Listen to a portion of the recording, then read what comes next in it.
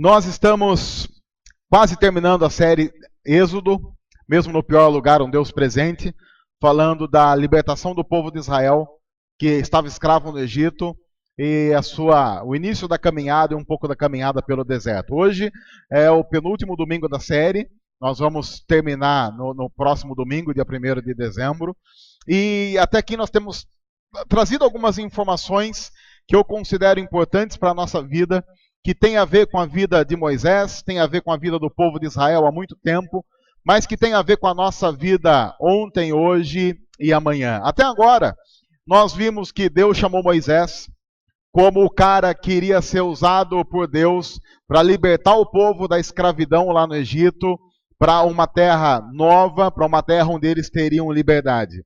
Nós vimos que Deus se fez a conhecer pelo seu próprio povo, porque por causa de vários acontecimentos, o próprio povo de Deus tinha deixado de conhecer a Deus e conhecer essa vontade dele.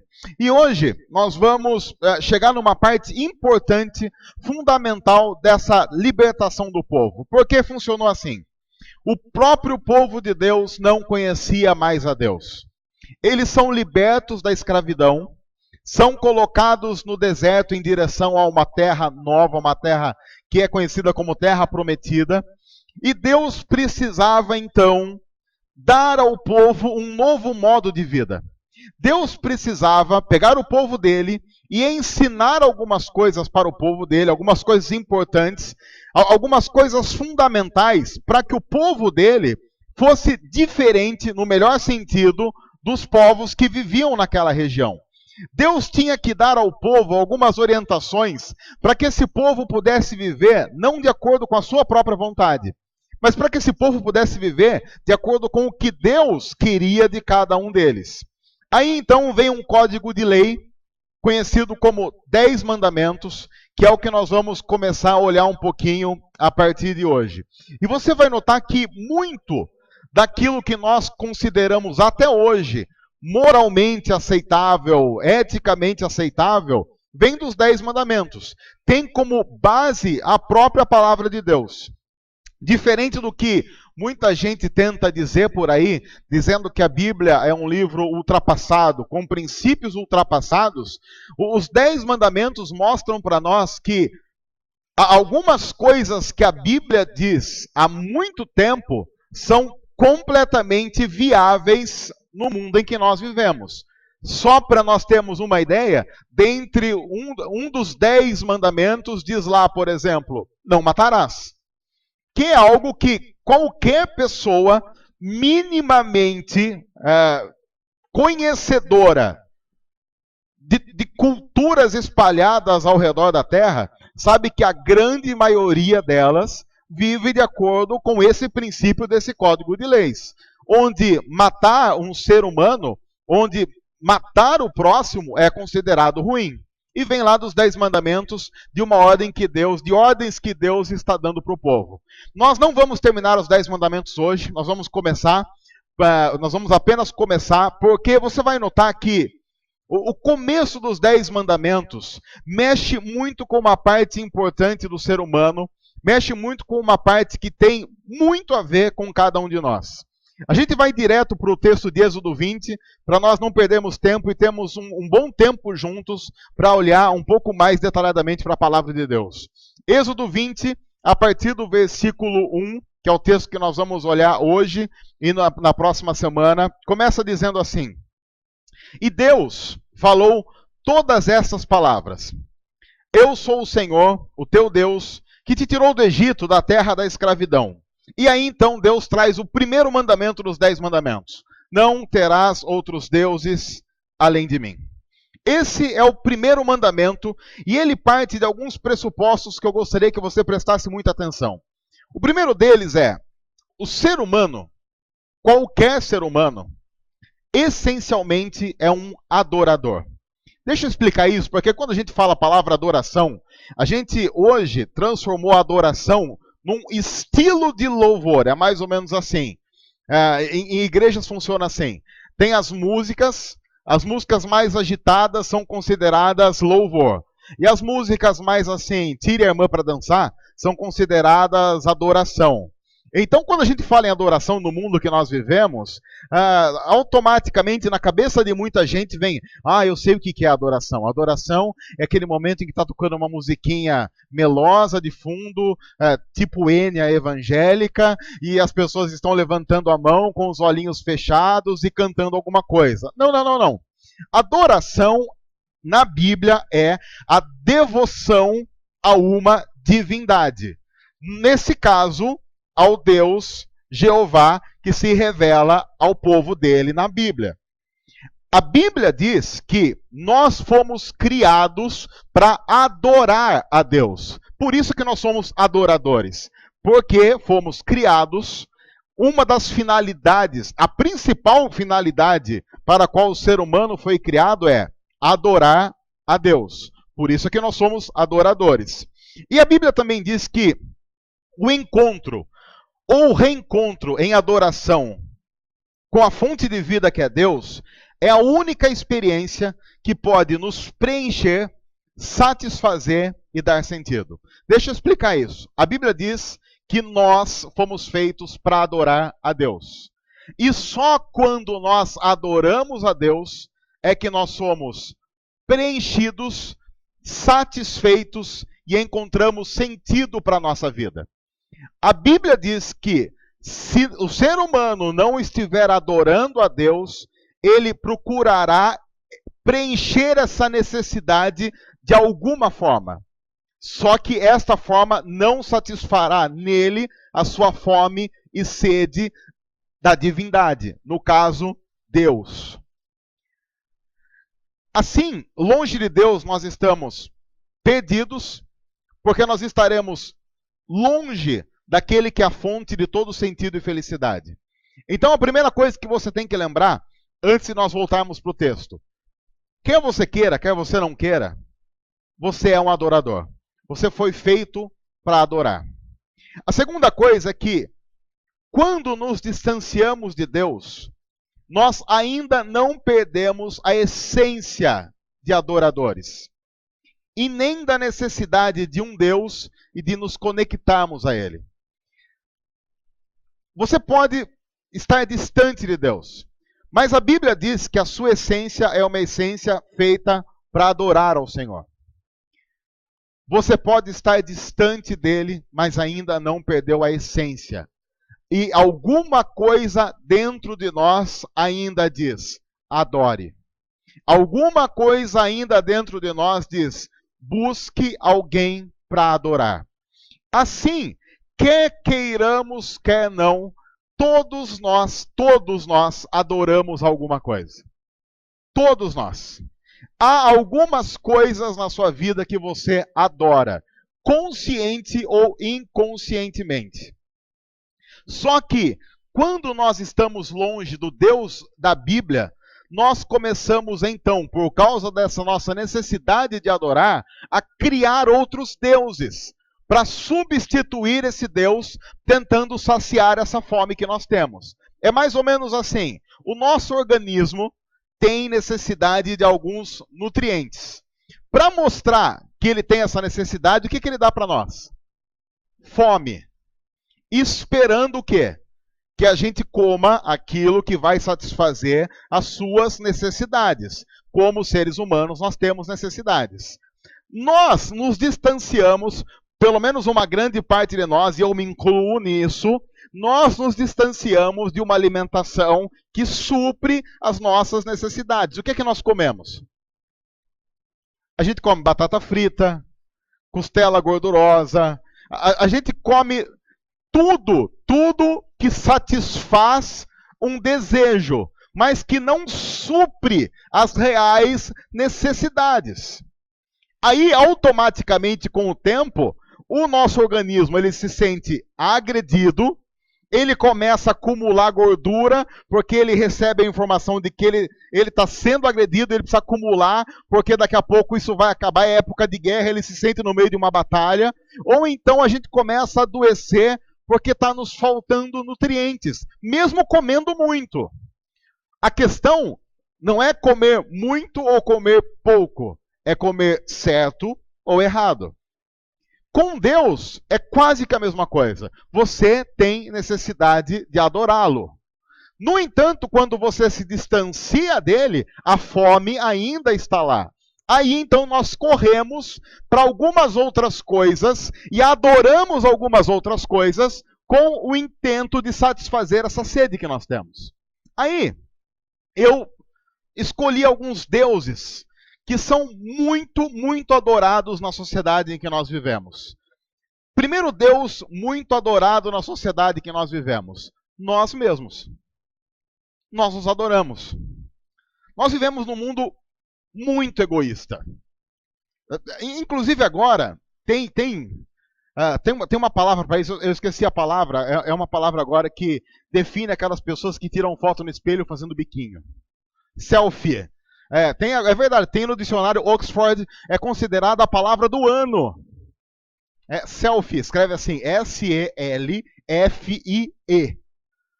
Que define pessoas que ficam na frente do espelho tirando foto de si mesmas. São os selfies. É nova onda no momento.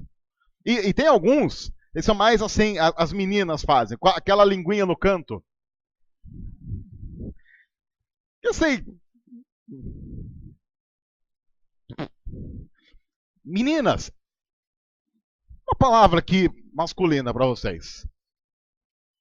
Sei que menina que está nos assistindo pelo YouTube, isso não é sexy. Não é. Eu duvido que alguém se apaixonará por você pensando, aquela linguinha. Não.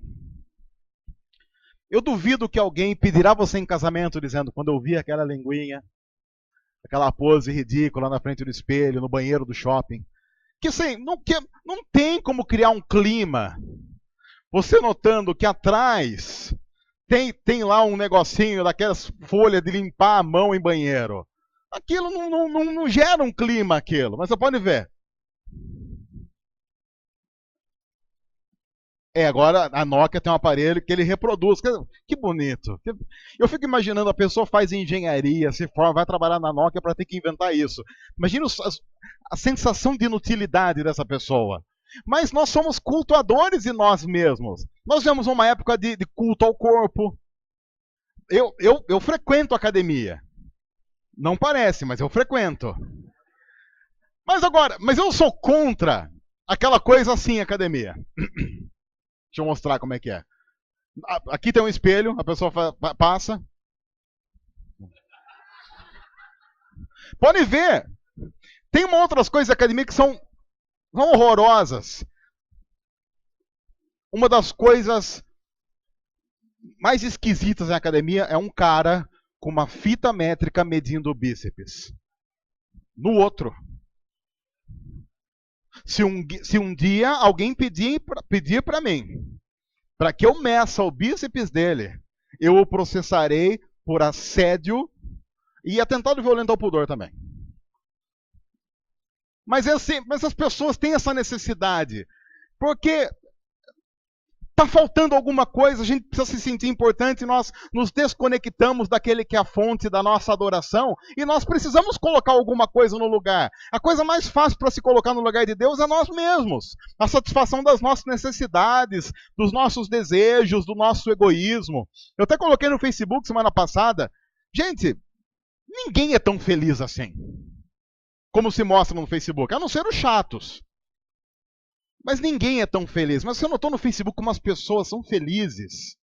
As pessoas não conseguem fazer mais nada sem mostrar no Facebook. Me parece que daqui a pouco vai haver uma lei dizendo é proibido você colocar qualquer coisa na boca sem antes tirar uma foto e colocar no Facebook. Eu já vou começar a colocar pão francês. E pão francês é uma coisa que todo mundo come, ninguém põe no Facebook porque não dá glamour. Não agrega valor, não agrega. Sei lá, cadê as fotos de Peruíbe? Itanhaém, Mongaguá, cidades que estão sendo desprestigiadas no Facebook. Mas a pessoa, sei lá, ela vai... Sei lá, tem uns lugares mais top. Riviera de São Lourenço. Não tenho nada contra, mas agrega valor ao camarote.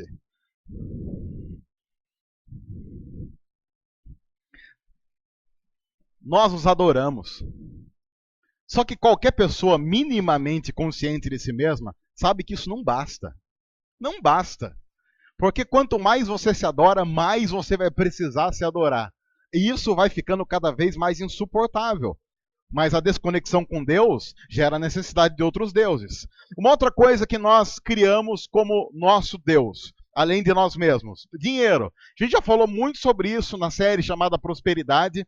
Quem quer saber um pouco sobre isso, clica lá no nosso site, tem uma série chamada Prosperidade, vá lá, ouça as mensagens, são 3 mensagens, a gente fala essencialmente sobre dinheiro. Mas nós vivemos num mundo mesquinho, que julga, que nos julga e no qual nós julgamos pelo dinheiro. Isso está na nossa cultura. É quase que inevitável fazer isso. São poucas as pessoas que não julgam outras pessoas através do dinheiro que elas têm ou não têm. Dinheiro é um grande Deus.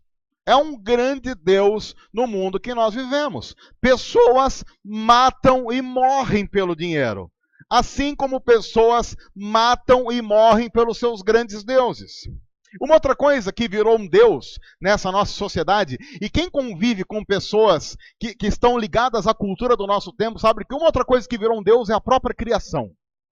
Há duas linhas principais com relação a esse tipo de divindade. É uma coisa chamada panteísmo. O panteísmo diz o seguinte: tudo é Deus. Então, por exemplo, a árvore. A árvore é Deus. A planta é Deus. Beagle é Deus também. Tudo é Deus. É Deus. É como Deus está ali. Então, por exemplo, vocês estão sentados numa arquibancada, foi feita de madeira. É Deus. É o panteão que é Deus. Por isso que é legal, você abraça uma árvore, é como se você estivesse abraçando Deus. O ser gay faz sexo com a árvore. Mas aí já é uma outra coisa, não é panteísmo. Isso é drogas. Muita. Mas, é verdade. Você já notou como tem gente que adora a criação? Você pode matar uma criança, mas não pise numa florzinha. Eu vi uma imagem esses dias no Facebook que é emblemático com relação a isso, que era um catador de papelão do lado, e ele tinha um cavalo. E ele pegou muito do papelão que ele estava catando no dia de trabalho, acho que era o final do dia, e muito estava em cima do cavalo, muito papelão. E aí o pessoal assim, indignado. Veja o que esse homem está fazendo. Não teve um comentário dizendo assim, esse homem. Estava todo mundo indignado por causa do cavalo. O homem que se ferre. O problema é que quando eu me solidarizo com o homem, isso me dá trabalho. Me deixa participante da dor do próximo. Por isso que eu não consigo entender, por exemplo, os defensores da vida animal pró-aborto. Porque uma coisa interessante, os defensores dos animaizinhos, é que, se você não sabe, uma grande parte daqueles que carregam um cartaz nas ruas num dia dizendo salvem os animais porque eles precisam de proteção, porque não tem ninguém que os proteja, entendeu o princípio? O princípio dos protetores dos animais é não tem ninguém que os proteja.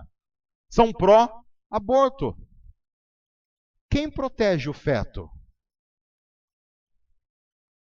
Pelo que eu saiba, nesse caso, não tem ninguém que os proteja. Mas é claro que é muito mais você cuidar de um animalzinho. Deixa eu dizer que eu não estou dizendo que você tem que chegar em casa e matar o seu animal.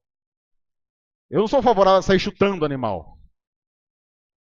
Mas eu sou muito contrário ao panteísmo que trata a criação como o próprio Deus. A criação não é Deus. A necessidade de alguém para adorar fez isso. Mas isso é desvio. Assim como também há um negócio chamado panenteísmo. Então tem o panteísmo e o panenteísmo. O panenteísmo é uma coisa que é defendida por Zeca Camargo, por exemplo, que é o seguinte: ele diz que a junção de toda a natureza, inclusive nós, é Deus. Então, assim, nós, por exemplo, poderíamos ser uma célula de Deus. Entendeu como é que funciona? Então, assim, se você juntar toda a criação, tudo, a junção de todo o cosmos é o quê? Deus. Então, por isso que você não pode pisar numa florzinha, porque ela é o quê? É uma parte de Deus. E nós também somos uma parte de Deus. Essa não é, essa é apenas uma forma disfarçada de fazermos de nós mesmos deuses. Porque se a natureza conjunta forma Deus, nós juntamente formamos Deus. E aí nada mais é do que um outro tipo de idolatria disfarçada. A Bíblia diz que a natureza é reflexo da glória de Deus. A Bíblia diz que a natureza reflete a glória de Deus como um espelho, mas que ela não é Deus. Nós adoramos a criação porque nos desconectamos daquele a quem deveríamos adorar. E nós estamos tentando substituí-lo desde então. Ah, mas eu gosto de flor. Não tem problema gostar de flor. Pode dar flor para quem você quiser. Não adore a flor. Trate a flor com a dignidade que a flor merece. De flor. Né? Flor normal. Florzinha. De vez em quando você ganha uma rosa, o que acontece? Ah, murcha. Morre. Joga fora. Faz... Tem gente que deve fazer enterro para as rosas. Olha esse buquê, faz o enterro. Outra coisa que virou Deus, sexo. Sexo virou Deus porque nós tínhamos o nosso prazer em Deus, tivemos isso cortado, agora temos que buscar de alguma forma o prazer perdido. E a gente faz isso no sexo. Aliás, saiu na semana passada uma pesquisa interessante, você pode buscar na internet, da Universidade de Ohio, lá nos Estados Unidos, Ohio. Como eu disse, o meu sotaque é do Texas.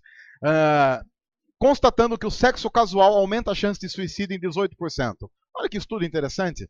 O sexo casual, por algum motivo que eles não sabem explicar, aumenta a chance de suicídio em 18%. Eu achei interessante, apenas copiei aqui. Aí você vai lá, lê, faz as pesquisas e chega à sua conclusão. Eu apenas acho que a nossa sociedade tornou sexo, que é uma coisa legal pra caramba. Eu defendo o sexo, tem que fazer sexo mesmo. Se você for casado, faz sexo, pendura no lustre, faz o que você quiser. Não tem problema nenhum, a gente defende isso.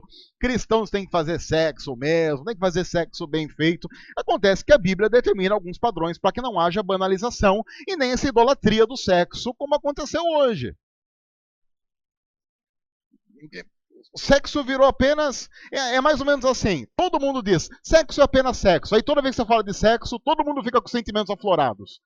Ora, se sexo é apenas sexo, quando eu falo que quem faz sexo fora do padrão bíblico, se sexo é apenas sexo, desencana. Desencana. Pega essa informação, joga no lixo e vai viver a vida. Faz sexo. E se sexo também é apenas sexo, qual o problema que os casados veem e a gente fica fazendo sexo por aí? Mas é só sexo. Por exemplo, se sexo é só sexo, sei lá, a pessoa casa. De repente você está com vontade de fazer um sexozinho com uma outra aí. É só sexo. É só sexo. Não tem crise. Faz sexo. Eu não defendo isso, minha esposa está assistindo ali. Mas se fosse só sexo, sei lá, né? Se não tem envolvimento, nada. Beleza.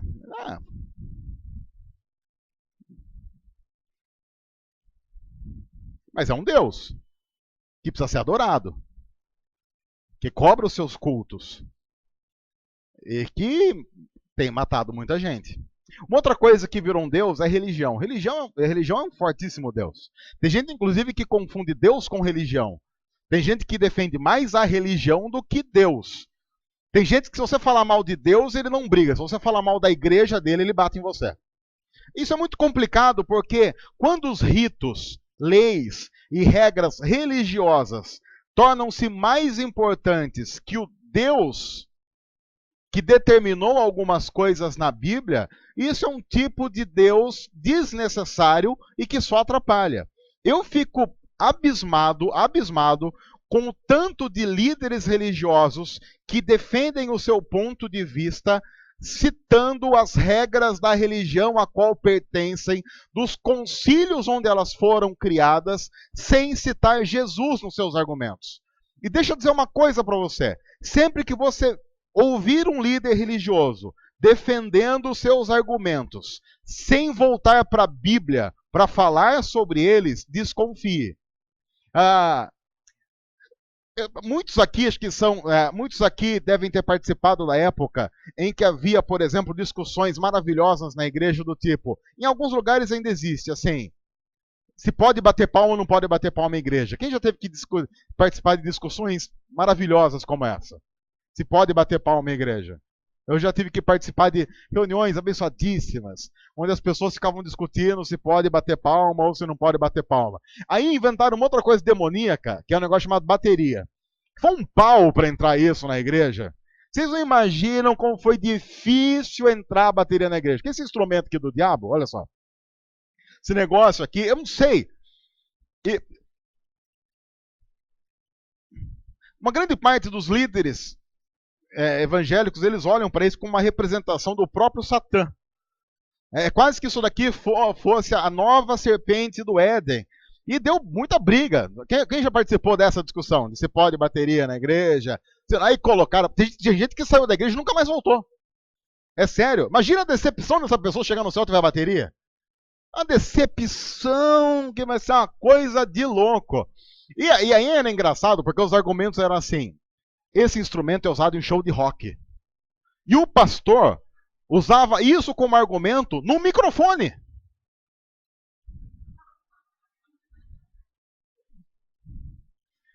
É meio esquizofrênico. Você dizer que uma coisa não pode ser usada porque era usado num show de rock, usando alguma coisa que o vocalista pega e ainda usa como movimentos sensuais ainda alguns. Eu já vi isso aí, eu estudei isso daí. Estudei, fiz mestrado sobre isso. Não é. Mas é um Deus, a religião se torna um Deus. E a pessoa precisa defender o seu Deus. Ela não tem que defender o Deus da Bíblia, tem que defender a sua religião. É um Deus. Tudo isso porque nós nos desconectamos de Deus. Qual é o primeiro mandamento? O primeiro mandamento que está na Bíblia é: não terás outros deuses. Não terás outros deuses.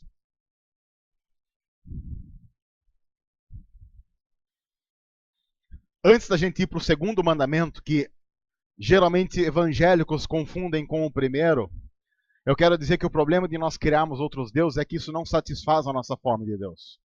Não vai satisfazer a nossa fome de adorar alguém. Tudo isso é uma tentativa louca, absurda e idiota de tentar reconstruir o paraíso que nós perdemos quando pecamos, desobedecemos a Deus porque fizemos o que Ele disse para não fazer. Por causa da morte, porque nós morremos quando pecamos, a Bíblia diz que o salário do pecado é a morte, nós nos desconectamos de Deus e estamos procurando a reconexão de alguma forma. Agora, nós mesmos, dinheiro, a criação, sexo e religião, não vão nos reconectar a Deus. Não vão. Por mais que você tente, você mesmo, todo o dinheiro do mundo, a criação, todas as arvorezinhas lindas, todo o sexo, qualquer sexo, e a melhor religião do mundo, juntos não são capazes de trazer de volta a essência que nós perdemos quando resolvemos caminhar longe do Deus verdadeiro, que é o Deus da Bíblia. Não é possível fazer isso. É por isso que a Bíblia diz que a única possibilidade de você se reconectar a Deus é através do caminho que o próprio Deus fez, que é o caminho de volta para Ele, que é Jesus. É a única forma. A gente pode até brigar com isso, mas veja, nós ofendemos a Deus, fazemos coisas contra Deus, Deus então veio ao nosso encontro e estabeleceu princípios para fazer a paz conosco, e nós dizemos que não queremos que Ele faça a paz conosco através dos princípios dele, mas através do nosso princípio. Nós não estamos em posição de negociação. Nós somos os devedores. E os devedores precisam apenas assumir o ônus e se entregar. Só que nesse caso a Bíblia diz que Deus resolve assumir isso em nosso lugar. Jesus morre na cruz, paga o preço de todo o nosso pecado. Ele morre a morte que deveria ser nossa. Nos reconecta a Deus para que nós possamos adorar de novo somente o nosso Criador. E não essas porcarias de deuses funcionais que nós vamos criando por aí. Nós vimos que uma das coisas que Deus disse para Moisés quando chamou Moisés chega para Deus e diz: o que eu vou falar para o povo? Quem é o Senhor? Lembra qual foi a resposta de Deus? Eu sou. Eu sou o que sou. É muito interessante que quando você vai para o Evangelho de João, capítulo 14, versículo 6, Jesus diz assim: eu sou o caminho, a verdade e a vida. Ninguém vem ao Pai a não ser por mim. O mesmo nome que Deus usa para Moisés lá no Êxodo é usado agora para Jesus. Jesus diz: eu sou. Porque Ele é o próprio Deus. Ele é o caminho de reconexão para que eu não tenha que ficar fazendo outros deuses.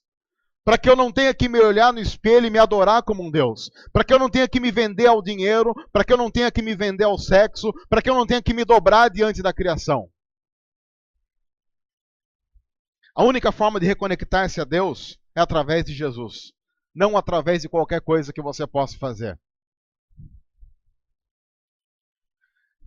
Aí, depois do primeiro mandamento, que é não terás outros deuses, vem o segundo mandamento. E o segundo mandamento, Êxodo 20, de 4 a 6, diz assim: não farás para ti nenhum ídolo, nenhuma imagem de qualquer coisa no céu, na terra ou nas águas debaixo da terra. Não te prostrarás diante dele, nem lhes prestará culto. Porque eu, o Senhor teu Deus, sou Deus zeloso, que castiga os filhos pelos pecados de seus pais, até a terceira e quarta geração daqueles que me desprezam. Mas trato com bondade até 1000 gerações aos que me amam e guardam os meus mandamentos. Notou como nós confundimos as duas coisas historicamente? Porque eu fui criado em igreja e geralmente a mensagem que me passaram era assim, que o primeiro e o segundo mandamento era praticamente um só. Não terás outros deuses diante de mim, fazendo para você imagem de escultura. Vendiam para a gente a informação que como é que se tinha outros deuses? Pegando uma imagem de gesso e adorando. Que era uma pregação extremamente anticatólica romana. Por isso é que, historicamente, muitos crentes tratam católicos como demônios disfarçados de seres humanos. Por quê? Por um erro teológico, foi vendida a informação que nós estávamos tratando de uma só coisa. Era como se Deus falasse assim: a única forma de você ter um outro Deus é fazendo para você uma imagem de escultura. Não, esse é o segundo. A primeira coisa, o mandamento mais importante da Bíblia, a advertência mais importante é: não faça outros deuses. Por quê? Porque a Bíblia parte do seguinte pressuposto: todo pecado nasce do desejo de fazer um outro Deus no lugar de Deus. Desde Gênesis até Apocalipse. E aqui, quando chega nessa história de fazer uma imagem, um ídolo visível, é apenas uma complementação do texto anterior. É o perigo externo da representação de uma idolatria que está no coração. O primeiro mandamento diz: mate a idolatria no seu coração. Porque o pior ídolo não é aquele que está colocado em um altar. O pior ídolo é aquele que está dentro de você. A quem você se vende quase que inconscientemente. Agora, se você não matou esse ídolo no coração, é claro que você vai fazer um ídolo externo. Lembra das fotinhos? As fotinhos nada são do que a representação externa de um ídolo que está no coração. É só isso. O que Deus diz? Acabe com os ídolos externos. Mas uma coisa importante: um ídolo só pode ser substituído. Lembra o que eu disse no começo? O ser humano foi feito para quê? Para adorar. O grande problema é que a gente pensa assim: então é verdade, dinheiro é um ídolo na minha vida. Então eu vou pegar esse ídolo, vou matar esse ídolo e acabou. Há na essência do ser humano o desejo de adoração. O que significa dizer que ídolos só podem ser substituídos. Você simplesmente não pode pegar um ídolo do seu coração, arrancar aquele ídolo sem colocar nada no lugar. Jesus, uma vez, falando sobre demônios, ele falou o seguinte: se você limpa uma casa e não a preenche aquela casa com alguma coisa boa, é mais ou menos assim. Vamos imaginar que há moradores não autorizados numa casa. Aí você chega lá, você nota que há um cara que está morando lá, que invadiu aquela residência.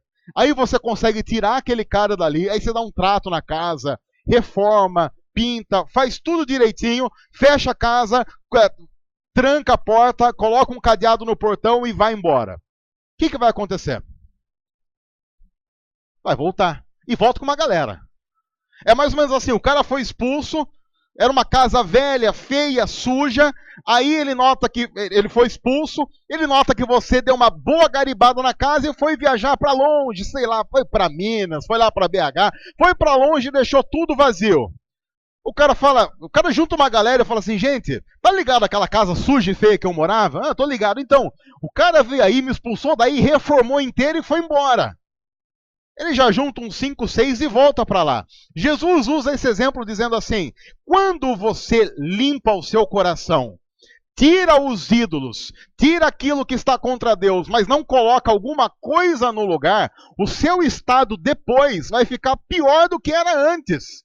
Porque a casa vai estar limpa, o seu desejo de preencher aquela casa ainda vai continuar, e a fome vai aumentar e você vai se arrebentar com aquilo. Quem aqui faz regime sabe como é que funciona isso. É assim, você faz regime durante 3, 4 dias, até que você resolve sair um pouco do regime. Sair um pouco do regime significa comer em um dia o equivalente a 10 dias. Então você não apenas perde aqueles 3, 4 dias de dieta, você perde aqueles 3, 4 dias de dieta e perde mais uns 8, 9. Não é assim que funciona. É a fome que aumentou. É o desejo que aumentou. Por isso que hoje se fala na cultura que você tem que fazer o quê? É uma reeducação alimentar. É um novo estilo de vida. Não adianta tirar um ídolo do seu coração. Não adianta tirar um ídolo da nossa vida sem colocar Deus no lugar dele. A nossa fome vai ser maior depois e nós vamos nos entregar a muitos outros ídolos se Jesus não estiver no lugar daquilo que foi tirado. Os 10 mandamentos começam com uma clara demonstração contra um mal da nossa sociedade: idolatria. Idolatria.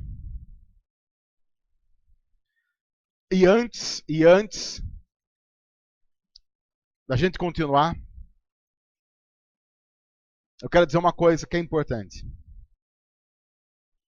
A maioria de nós tem ídolos.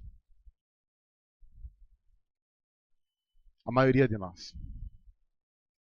E a Bíblia diz que a idolatria é o pior dos pecados. Porque ele tira Deus do centro e coloca alguma coisa no lugar de Deus. Esse é o pior dos pecados. A única alternativa é tirar aquilo que é o ídolo para colocar o verdadeiro ídolo, que é Jesus. Êxodo 20, versículo 7.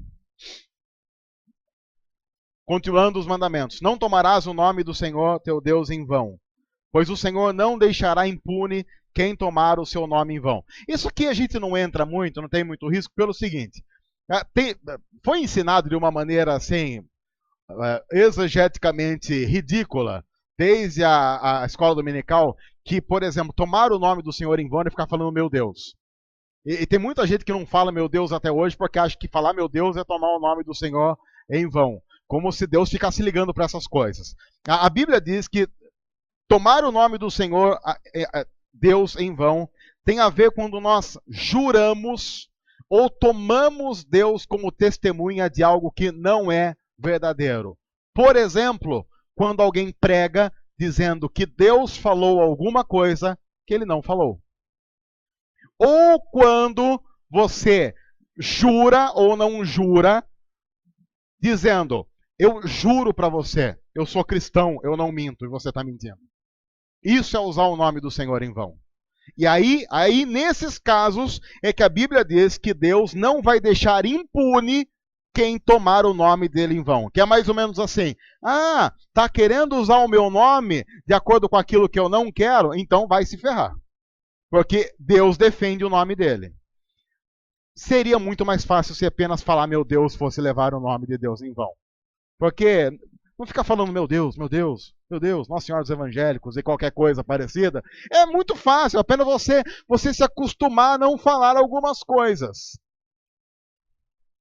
Agora, dizer que é usando o nome de Deus, mas tendo como vida e testemunho uma outra coisa, isso é usar o nome do Senhor em vão. Sempre que você toma a prerrogativa de cristão, você emprestou esse nome de alguém, porque ele vem de Cristo, e você não honrou isso, você emprestou esse nome em vão. E a Bíblia diz que Deus não vai deixar impune quem faz isso. Ele é um pouco mais complicado. Vamos lá. Mas isso aqui ninguém faz. Por exemplo, não tem pastor pregando agora usando o nome de Deus em vão, não é? Vocês acham que sim ou não? É mais ou menos. Aí tem mais. Lembra-te do dia de sábado para santificá-lo. Trabalharás 6 dias e nele farás todos os seus trabalhos. Mas o 7º dia é o sábado dedicado ao Senhor Deus. Nesse dia não farás trabalho algum, nem tu, nem teus filhos, nem filhas, nem servos ou servas, nem animais, nem os estrangeiros que morarem em suas cidades. Pois em 6 dias o Senhor fez os céus e a terra, o mar e tudo que neles existe. Mas no 7º dia descansou. Portanto, o Senhor abençoou o 7º dia e o santificou. O problema é que, como as pessoas se desconectaram de Deus, eles precisaram de outros deuses e, historicamente, muita gente transformou o sábado num deus. Tanto é que, quando você olha o Evangelho, muita gente brigava com Jesus porque ele fazia no sábado coisas que as pessoas não consideravam dignas, porque elas endeusavam o sábado. Jesus diz, não. O princípio do sábado é outro. Qual é o princípio do sábado? O princípio do sábado é: todo ser humano precisa descansar. Todo ser humano precisa descansar. Por mais que você queira lutar contra isso, você precisa descansar. Por mais que a nossa sociedade, a nossa cultura digam que você não precisa, que você é uma máquina, a Bíblia diz, não, nós não somos uma máquina, nós precisamos de descanso. E Deus providenciou isso para o ser humano. Uma outra coisa, o princípio do sábado também era, Deus precisa, para nossa proteção e para nossa educação espiritual, ser lembrado exclusivamente num dia. Claro que todos os dias devem ser de Deus, mas o princípio do sábado é: tire um dia para que seja só dele. Não porque ele precisa disso, mas porque você precisa disso para lembrar você de quem é importante. Esse é o contexto que muitas igrejas trabalham com relação ao dia de culto. O dia de culto não é apenas um dia importante pelo fato da igreja se reunir, mas porque, em tese, é um dia que nós separamos como povo de Deus para pensarmos e agirmos exclusivamente em direção a Ele. Assim como em nossa vida, nós tiramos dias apenas para o nosso trabalho, apenas para o nosso prazer. O que a Bíblia está dizendo? É importante que você tenha um dia exclusivo para Deus. Não esquecendo dele os outros dias, mas sabendo que aquele é só dele. Tem gente que acha isso injusto e aí vai na segunda-feira viver apenas para o trabalho. Seres humanos fazem isso. Acontece é que nós sempre dedicamos exclusividade para aquilo que nos é importante. E uma outra coisa, quando a gente pensa num dia de descanso, na sociedade capitalista que nós vivemos, onde tempo é dinheiro, isso parece um desperdício. Quem aqui gostaria de confessar que tem dificuldade em deixar de trabalhar? Alguém aqui quer confessar? Assim, se eu fizesse essa pergunta há 20 anos, eu ia parecer louco. Mas fazendo essa pergunta hoje, não é nenhuma loucura. Ainda mais assim, você tem na sua casa um negócio chamado notebook, computador. Você tem acesso ao seu trabalho? Não tem. A grande maioria aqui tem acesso ao trabalho no computador de casa. Você não dá uma espiadinha? Pelo menos assim, no e-mailzinho? Só para ver se não aconteceu alguma coisa? Porque a gente fica com a sensação assim de que se a gente não tiver de olho naquilo, aquele negócio vai desandar. A gente precisa estar atento. O problema é que pessoas que não descansam demonstram falta de fé em Deus. Funciona assim. Olha o princípio que a Bíblia pega para o sábado. Qual é o exemplo que a Bíblia cita? Deus descansou. Então, da mesma forma que Deus descansou, você deve descansar. Mas volte para o texto lá de Gênesis que diz que Deus descansou. Quando é que Deus descansou? O que Deus tinha acabado de fazer? Tudo. A Bíblia diz o seguinte: Deus terminou de fazer a sua obra e descansou. O que Deus terminou de fazer? Tudo. Guarde bem essa informação. O que Deus terminou de fazer? Tudo. Tudo está feito. O fato de você trabalhar ou não trabalhar não vai tirar uma verdade da história. Tudo está feito. O que significa dizer que você não tem nenhum controle do que vai acontecer amanhã. Porque tudo está feito. Sabe quem garante seu emprego? Não é você. É Deus. Sabe quem garante sua saúde? Não é o Centrum. Depois que eu tomei Centrum, nunca mais adoeci. Não foi o Centrum. Pode até ser que Deus usou o Centrum, mas foi ele. Porque se eu não tomo conta dessa empresa, viu? Ela estava perdida. Não, se você tomar conta da empresa, ela está perdida. Se Deus não tomar conta desse negócio, você está ferrado, meu filho. Não entra um cliente ali. Porque olha, eu preciso, porque a gente precisa se garantir. Você não se garante, não. Você não é tão bom assim. Já imaginou, por exemplo, se eu preparasse uma mensagem pensando assim: olha, porque se eu não preparar uma boa mensagem, a igreja não cresce. Deixa eu dizer uma coisa para você. Se você é um cristão normal, dificilmente você foi convertido por uma boa mensagem. Dificilmente. Uma pesquisa feita em várias igrejas ao redor do mundo diz que 80 a 90% das pessoas que estão numa igreja, sabe por quê? Por causa de outras pessoas. Não é porque alguém pregou a mensagem e falou assim: meu Deus, eu não posso mais parar de vir aqui. Porque se eu perder essa mensagem, estarei perdendo a parte importante da minha vida. Quer ver só? Vamos fazer uma pesquisa rápida. Quem está aqui por causa de alguém? Levanta a mão, quem está aqui só por causa de alguém? Não porque você veio aqui hoje por causa de alguém. Mas sim, eu só estou nessa comunidade porque eu conheci alguém que estava aqui e aí eu vim. Levanta a mão. Pode levantar a mão quem está aqui porque conhecia alguém. Tá vendo? Quem está aqui porque estava passando na rua, resolveu entrar e ficou? É verdade, segundo a mesma pesquisa, de 1 a 2% das pessoas que estão numa igreja, elas estão lá porque estavam passando e ficaram. 1 a 2%.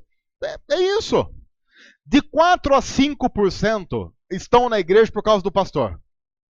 Eu diria que são aqueles mais perdidos mesmo. É o pessoal perdido, é aquele pessoal que dá trabalho, pessoal meio endemoniado. Você está ali por causa do pastor, já está errado. Agora, de 80 a 90% está lá por causa de alguém. Se eu tivesse a petulância de imaginar, depois de eu terminar uma mensagem dessa, não tem como o pessoal não voltar. O que acontece no coração das pessoas está completamente longe de uma boa pregação. Tem a ver com a ação do Espírito na vida de cada um de nós. A dependência de Deus. Por isso é que um bom pastor pode descansar tranquilo. Tem alguns que descansam demais, é verdade. Mas um bom pastor pode descansar tranquilo. Porque a espiritualidade da igreja dele depende da ação do Espírito na vida das pessoas, não dele. Por isso que bons pastores não precisam de performance. Precisam de Deus.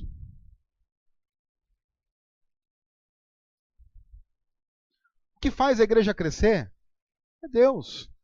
O que vai dar saúde ao seu trabalho amanhã é Deus. Você pode descansar. O princípio do sábado é fantástico. Descansem porque Deus já tomou conta. Descansem. Relaxem. É como se Deus estivesse dizendo para nós: calma. Que é uma coisa horrorosa de você ouvir alguém falar quando você está nervoso. Mas é como se Deus estivesse dizendo para você: desestressa, meu filho. Ei, uma vida corrida e louca é uma demonstração da falta de fé de que eu estou cuidando. Calma.